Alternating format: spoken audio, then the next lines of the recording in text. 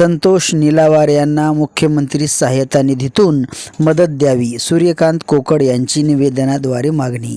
संतोष निलावार यांचे तरोडा खुर्द येथील किराणा दुकान अचानक लागलेल्या आगीमध्ये जळून खाक झाले, त्यामुळे त्यांना मुख्यमंत्री सहाय्यता निधीतून मदत द्यावी अशी मागणी आर्यवैश्य युथ नांदेड महाराष्ट्र संघटनेचे अध्यक्ष सूर्यकांत कोकड यांनी तहसीलदार व जिल्हाधिकारी यांना निवेदनाद्वारे केली आहे। यावेळी संघटनेचे अनेक कार्यकर्ते मोठ्या संख्येने उपस्थित होते।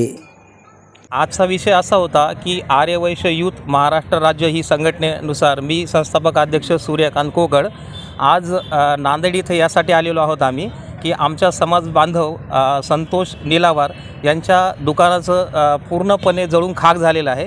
रात्री 3:30 वाजता ही घटना घडली। घटना कशामुळे घडली माहीत नाही, परंतु त्यांचं एक 9 ते 10 लाख रुपयाचं मालमत्तेचं नुकसान झालेलं आहे, संपूर्ण जळून खाक झालेलं आहे। त्यांचं कोणत्याही दुकानचा विमा नसल्यामुळे आणि MSEBीने हात वरती केले, MSEBीने सरळ आपली चूक अमान्य केली, त्यामुळे यांचं उपजीविकेचं एकमेव साधन हे दुकान होतं। तर ह्या लोकांनी काय करायचं, यांचा व्यवसाय हा फक्त किराणा दुकान एवढाच होता आणि यांनी स्वतःची घरातली शेती विकून हा व्यवसाय चालू केला, त्यामुळे यांच्याकडे दुसरी कुठलीही प्रॉपर्टी नाही आणि आज पूर्णपणे त्यांचं दुकान उद्ध्वस्त झालं, जळून खाक झालं।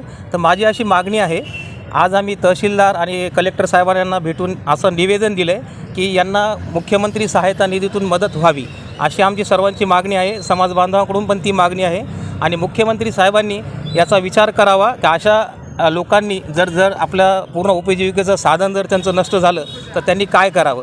यासाठी आम्ही कलेक्टर साहेबांना भेटलो, तहसीलदार साहेबांना भेटलो, तर लवकरच यांनी आमच्या मागणीचा विचार करावा, निवेदनाचा विचार करावा व यांना न्याय द्यावा अशी आमची अपेक्षा आहे आणि या अपेक्षा नक्कीच सरकार व मुख्यमंत्री कंप्लीट करतील व आमच्याकडे लक्ष देतील, आमच्या व्यापाऱ्यांकडे लक्ष देतील, आमच्या प्रश्नाकडे लक्ष देतील। आमची जी अडचण तयार झालेली आज उपजीविकेच्या साधण्याची, याबद्दल नक्कीच ते काहीतरी मार्ग पाडतील अशी अपेक्षा घेऊन आम्ही आज नांदेड येथे आलो आहे।